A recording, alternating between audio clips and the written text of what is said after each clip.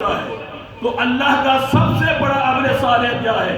اللہ کا عمل صالح یہ ہے کہ اللہ یہ کہتا ہے ان اللہ وملائکتہ یصلون علی النبی، لوگوں سب سے بڑا عمل صالح جو میرے نزدیک ہے وہ میرے نبی پر سلام اور درود پڑھنا۔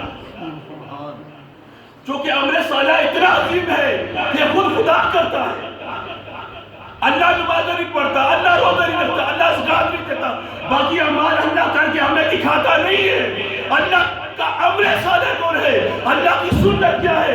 ارے اللہ کی سنت یہ ہے نبتا جدا سنت اللہ تبدیلا، اللہ کی سنت کبھی تبدیل نہیں ہوتی۔ تو باری تعالیٰ کیا یہ سنت کیا ہے؟ فرمایا میری سنت یہ ہے کہ میرے نبی پر درود و سلام پڑھنا۔ سب سے بڑا عمل صالح درود و سلام ہے۔ اب اس سے پتہ لگا کہ ہمیں درود و سلام اللہ نے حکم دیا ہے۔ وہ کہتا ہے میں خود نہیں پڑھتا، میں فرشتوں کو بھی شامل کر لیتا ہوں۔ جب شامل ہو جاتے ہیں تو پھر کہتا ہے اے ایمان والا تم پاک ہو گیا، آمن ایمان لے آئے ہو، تم پاک ہو گیا، اس لیے میں تمہیں بھی کہتا ہوں آؤ تم بھی میرے نبی پر درود و سلام بھیجو۔ ایک یہ عمل صالح، میں لمبی چوڑی تفصیل نہیں دیں گی۔ دوسرا عمل صالح ہم نبی صلی اللہ علیہ وسلم کی سیرت سے دیکھتے ہیں۔ میرے نبی کا عمل صالح کیا ہے؟ میرے نبی کی ہر سنت عمل صالح ہے، لیکن میں نے دیکھنا ہے، میں نے سارے عمل دیکھے، میں نے ساری سیرت کو دیکھا کہ کون سا عمل صالح میرے نبی کو سارے اعمال سے بلند ہے۔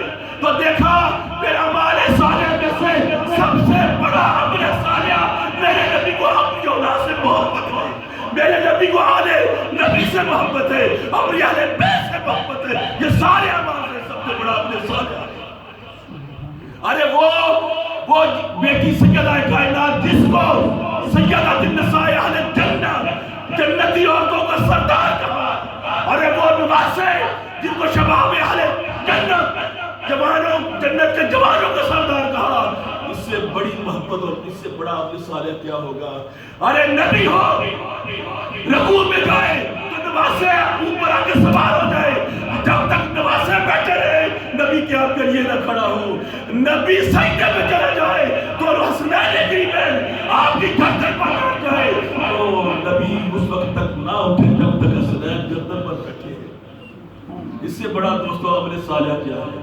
تو گویا ثابت ہوا میرے نبی کا سب سے بڑا عمل صالح اپنی اہل بیت سے محبت ہے، باقی اعمال بعد میں۔ اس لیے فرمایا لوگوں مثل اہل بیت کا مثل سفینۃ نوح، میری اہل بیت کی مثال سفینہ نوح کی طرح ہے، میری اہل بیت کی مثال نوح کی کشتی کی طرح ہے۔ من رکب فنجا، جو اس پر سوار ہو گیا وہ نجات پا گیا، جو میری اہل بیت کی کشتی پر سوار ہو گیا وہ کامیاب ہو گیا، اور جو میری اہل بیت کی کشتی پر سوار نہ ہو سکا وہ تباہ و برباد ہو گیا، وہ دوزخ میں چلا گیا۔